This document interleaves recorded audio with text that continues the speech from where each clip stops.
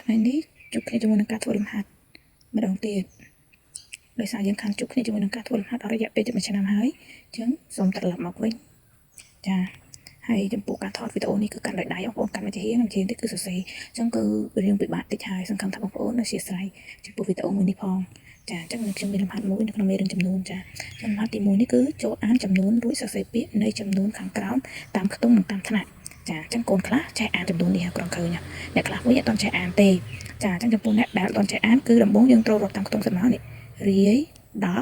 100 ពាន់ម៉ឺនសែនលានអញ្ចឹងលានត្រឹម5នេះចាលាននេះកូនមើលគឺមាន3លេខដោយសារតែយើងគឺអស់ត្រឹមលានហ្នឹងឯណាចាចំនួនធំផុតអញ្ចឹងអស់ត្រឹមលានហើយចាអញ្ចឹងយើងរាប់មករាយ10 100អ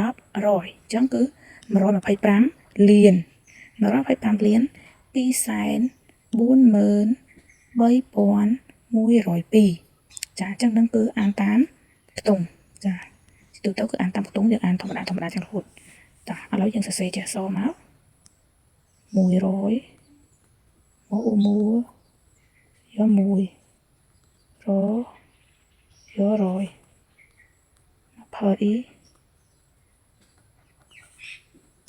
25លាន125លានអស់ត្រឹមហ្នឹងណាចឹងយើងជួបតែម្ដងគឺ2សែន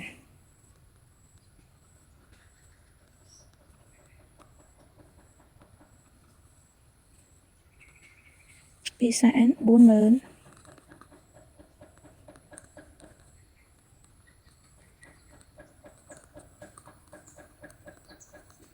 43,000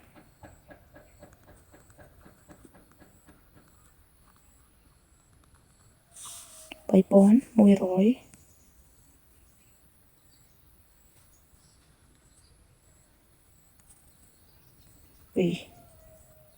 125លាន243,102ចាអញ្ចឹងយើងចូលអានតាមថ្នាក់ម្ដងទៅសេពេញថាអានតាមថ្នាក់អានតាមខ្ទង់ក៏បានដែរអានតាមថ្នាក់អញ្ចឹងថ្នាក់យើងមានចំនួនប្រមាណថ្នាក់មាន3ថ្នាក់ថ្នាក់ឯកតាថ្នាក់ពាន់និងថ្នាក់លាន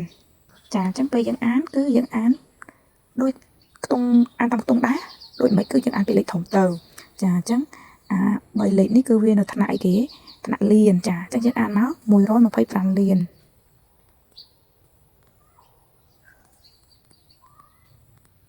សំទោសពីពាក្យ100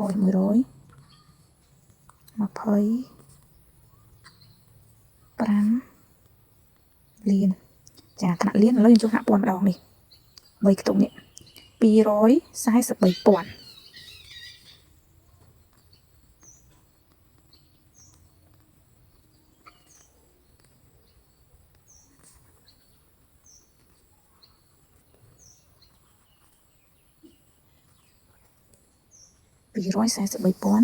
ចាអញ្ចឹងចូលថ្នាក់ឯកតា102